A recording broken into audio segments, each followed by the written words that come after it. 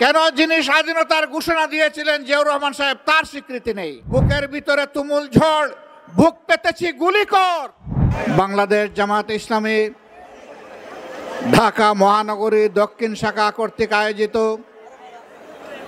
প্রিয় বাংলাদেশের ৫৪তম স্বাধীনতা দিবসের প্রাক্কালে বিজয় মিছিল পূর্ব এই সমাবেশের সম্মানিত সভাপতি, মহানগরী দক্ষিণের সম্মানিত আমির, কেন্দ্রীয় নির্বাহী পরিষদের অন্যতম সদস্য জননেতা জনাব নুরুল ইসলাম বুলবুল, মঞ্চে বসা বাংলাদেশ জামাতে ইসলামীর অন্যতম নির্বাহী পরিষদ সদস্য বিশিষ্ট আলেমে দ্বীন জনাব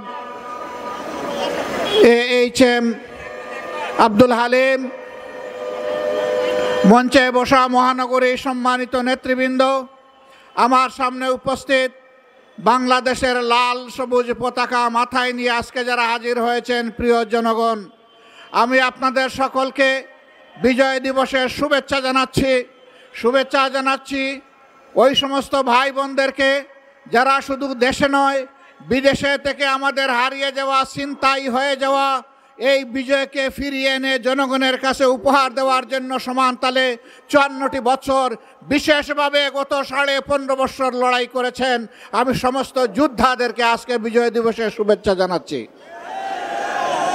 গভীর কৃতজ্ঞতা জ্ঞাপন করছি যারা ৭১ সালে রণাঙ্গনে বুক চিতিয়ে যুদ্ধ করেছিলেন, জীবন দিয়েছেন, পঙ্গুত্ব বরণ করেছেন, লড়াই করে সেদিন বিজয় উপহার দেওয়ার জন্য যারা ঘর থেকে বের হয়ে এক এক করে ৯.৫ মাস যারা রণাঙ্গনে ছিলেন, আমি তাদের সকলের প্রতি গভীর কৃতজ্ঞতা জানাচ্ছি।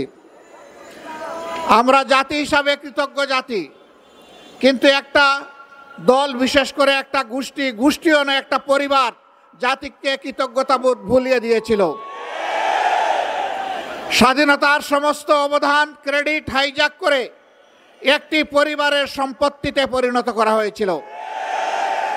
বাংলাদেশকে তারা তাদের জমিদারি মনে করে নিয়েছিল, জনগণকে তারা তাদের প্রজা এবং ভাড়াটিয়া বানিয়েছিল, আমাদের সন্তানদের মুখের গ্রাস কেড়ে নিয়েছিল, মেধাকে পায়ের তলে দোলন করে ক্যাডার ভিত্তিক বাংলাদেশে গঠন করার চেষ্টা করেছিল।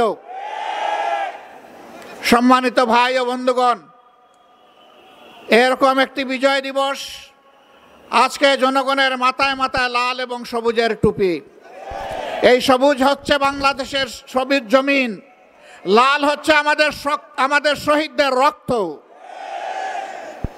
এটা সূর্যের চেয়েও দামি। এই রক্ত দেওয়া শুরু করেছিল এই জাতি ৪৭ সালে, তখন থেকে রক্ত দিয়ে দিয়ে ২৪-এর ৫ আগস্ট পর্যন্ত এই রক্ত দেওয়া অব্যাহত রয়েছিল। দুঃখের বিষয়, ৪৭-এর পরেও জাতি স্বাধীনতার সুফল ভোগ করতে পারেনি। আবার ৭১-এর পরেও জাতির স্বাধীনতা হাইজ্যাক হয়ে গিয়েছিল। আজ পর্যন্ত কোনো জবাব নাই এই জাতির সামনে, কেন সেদিন মুক্তিযুদ্ধের সর্বাধিনায়ক পাকিস্তানি আর্মির আত্মসমর্পণ অনুষ্ঠানে থাকতে পারলেন না? কেন তাকে পদে পদে অপমানিত করা হয়েছে? কেন তার স্বীকৃতি নেই? কেন যিনি স্বাধীনতার ঘোষণা দিয়েছিলেন জিয়াউর রহমান সাহেব তার স্বীকৃতি নেই? তারা সকলের অবদানকে ম্লান করে, আমি আগেই বলেছি, একটা পরিবারের সম্পদে পরিণত করেছিল বাংলাদেশের স্বাধীনতাকে। মুক্তিযুদ্ধের চেতনার নামে তারা জাতিকে শোষণ করেছে, ধোঁকা দিয়েছে, জাতির উপর জুলুম করেছে, জাতির অধিকার কেড়ে নিয়েছে, জাতিকে দাসে পরিণত করেছিল। বিশেষভাবে অভিনন্দন জানাই যে লড়াই শুরু হয়েছিল ৭২ সাল থেকে সত্যিকারের স্বাধীনতার সুফল ভোগ করার জন্য, জনগণের হাতে স্বাধীনতার সুফল তুলে দেওয়ার জন্যে। সেই লড়াইয়ের একটা পর্ব সমাপ্ত হয়েছে ২৪-এর ৫ই আগস্ট। এই ২৪-এর লড়াইয়েও জনগণকে নিজ দেশের স্বৈর শাসকের হাতে জীবন দিতে হয়েছে। তারা জনগণের জীবনকে পাত্তাই দেয়নি, গুলি করেছে মাটি থেকে, গুলি করেছে আকাশ থেকে, গুলি করে জনগণের বুক ঝাঁঝরা করে দিয়েছে। এই লড়াইয়ের প্রতীক হচ্ছে শহীদ আবু সাইদ। হাতের মধ্যে কোনো আগ্নেয়াস্ত্র ছিল না, বোমা ছিল না, ককটেল ছিল না, খালি হাতে আরেক হাতে রাবারের একটা স্টিক নিয়ে সে দাঁড়িয়েছিল। সে বলেছিল, বুকের ভিতরে তুমুল ঝড়, বুক পেতেছি, গুলি কর। সেই জ্বরটা কি ছিল? সেই জ্বর কি একা তার ছিল? নিশ্চয়ই না। বাংলাদেশের অধিকার কেড়ে নিয়ে, জনগণের অধিকার কেড়ে নিয়ে জনগণকে যে দাসে পরিণত করেছিল, সেই ঝড় তার বুকের মধ্যে ছিল। এত রক্ত, এত ত্যাগ, এরপরে আমরা যেটাকে বলা হচ্ছে দ্বিতীয় স্বাধীনতা, এই স্বাধীনতার প্রতি সম্মান দেখানো এখন আমাদের নাগরিক এবং জাতীয় দায়িত্ব।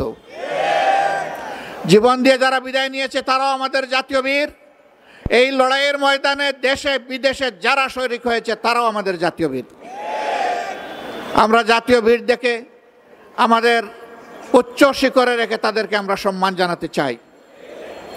জাতীয় বীরদের এই অবদান কোনো ব্যক্তি, কোনো পরিবার, কোনো গোষ্ঠী, কোনো দলের লোলুপ দৃষ্টির সামনে এটা যেন হারিয়ে না যায়। বাংলাদেশের জনগণকে পাহারা দিতে হবে।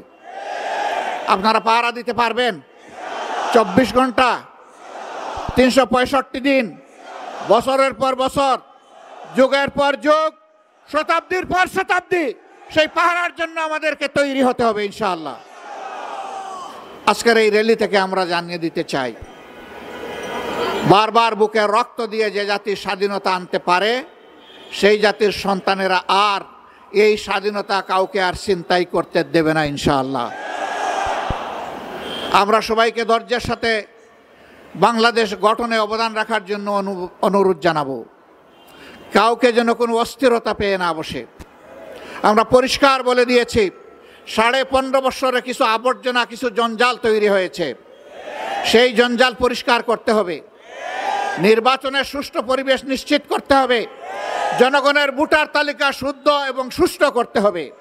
দেশের জনগণের করতে হবে, বিদেশে আমাদের প্রবাসীরা যারা আছে তাদেরও এই তালিকায় অন্তর্ভুক্ত করে আগামী নির্বাচন হবে ইনশাআল্লাহ।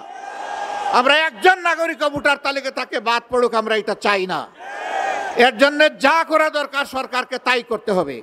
যে উদ্যোগ নেওয়া প্রয়োজন নির্বাচন কমিশনকে সেই উদ্যোগ নিতে হবে। এই উদ্যোগে আমরা কোনো ব্যতিক্রম, কোনো শিথিলতা আমরা বরদাস্ত করব না। ঘরে ঘরে জনগণে গিয়ে এই তালিকাকে নিশ্চিত করতে হবে।